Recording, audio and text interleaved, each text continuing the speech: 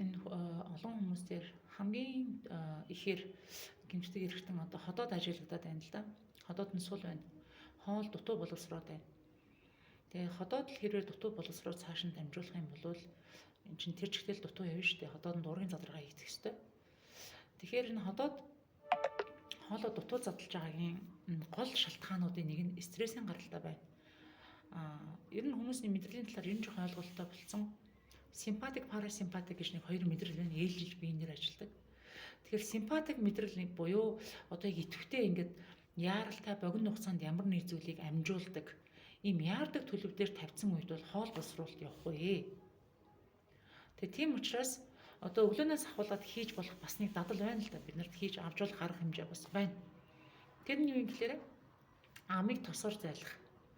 Энэ амийг тосоор зайлснаар яг хүмүүс бол нөгөө энэ шүд амны хөндийн үйл ажиллагаатай холбоотой энийг янз бүрийн өрөвсөл байгаа, эсвэл бол энэ чулуу үсээд байгаа тохиолдол нэг коксийн тосоор, оливын тосоор зайлдаг штеп. Гэхдээ үүнд энэс давсан нөлөөтэй л дөө. Бид нар чангарахаараа энэ хүзүү одоо энэ шил, энэ мөр, ирүүний булчин эдгээр бүгдийг чангарчдаг байхгүй тий. Эдгээр ингэж чанга тохиолдол зажлалт маш бага явдаг.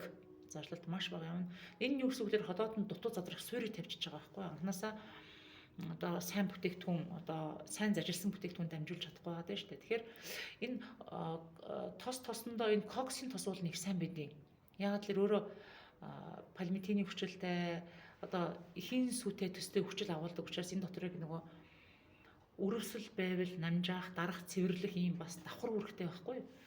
Тэгэхээр коконат ойлоор коксийн тосоор за өөртөө ямар л тос байна түүгээрээ оливын тос бол оливын тосоор энэ амны хөндийг ингээд 5 минут 10 минутын туршид ингээд усаар зайлж байгаа юм шиг угаадаг штеп. За ингэж угаах нь бол энэ хавьд чангарсан байгаа булчин суллах буюу бидний мэдрэлийн үйл ажиллагааг одоо суллахад мэдрэлийг тайвшруулахад асар нөлөөтэй байдаг юм шүү. Тэгэхээр үнийг бол хүн болгоныг өөртөө өглөө 5 минут зарцуулаад хийгээрэй.